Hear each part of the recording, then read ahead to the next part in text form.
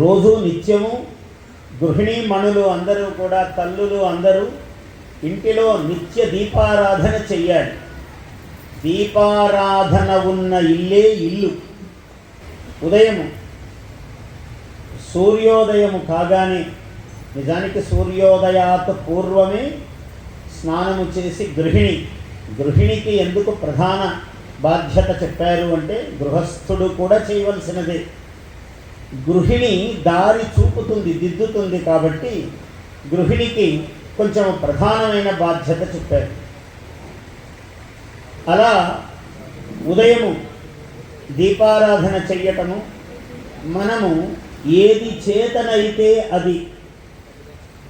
ఎంత గొప్పగా చెప్పారంటే, ఆత్మాత్వం గిరిజామతి సహచరా ప్రాణా శరీరం గృహం పూజాతే విషయోపభోగరచన నిద్రా సమాధిస్థితి సంచార పదయో ప్రదక్షిణ విధి స్తోత్రాణి సర్వా గిరః యద్యత్ కర్మ కరోమి తత్తదఖిలం శంభో తవారాధనం. ఏమి అద్భుతమైన సూత్రం చెప్పారండి. ఆత్మాత్వం, ఎవరయ్యా నువ్వు అన్నారు. నేను పరమేశ్వరుడనండి, నేను పరమేశ్వరినండి. ప్రతి స్త్రీ పురుషులు, ఇక్కడ స్త్రీ పురుష నపుంసక భేదము లేదు. లింగాతీతమైనటువంటి స్వరూపములు మన దేవతలందరూ. పరమేశ్వరుడు పరమేశ్వరి, నారాయణుడు నారాయణి, బ్రహ్మ బ్రహ్మాణి, ఇలా సర్వాతీతమైనటువంటి స్వరూపములుగా వారు ఆవిర్భవించారు. ఆవిర్భావం అంటే పుట్టుక లేదు దేవతలకు. ఆవిర్భావం అంటే మనకు కనపడటమే ఆవిర్భావం. మనకు దర్శనమిచ్చిన వేళే ఆవిర్భావాలు. ఆత్మాత్వం గిరిజామతి. మతిస్థానం ఎప్పుడో అమ్మవారిదట. ఎడమవైపు శరీరం అంతా కూడా అమ్మవారి పార్వతీదేవి, కుడివైపును శివుడు.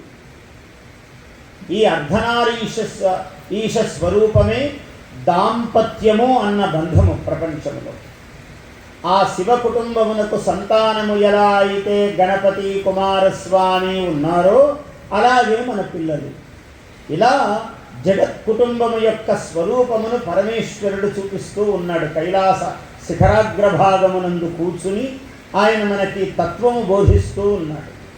ఆత్మాత్వం గిరిజామతి, బుద్ధి అమ్మవారు అన్నాడు. అంటే ఎప్పుడు బుద్ధి భార్యాస్థానీయం. భార్య ఎవరు చెప్పినా వినకపోవచ్చు, భార్య చెబితే వింటాడు. ఏ పురుషుడైనా, ఎంతటి పురుషుడైనా.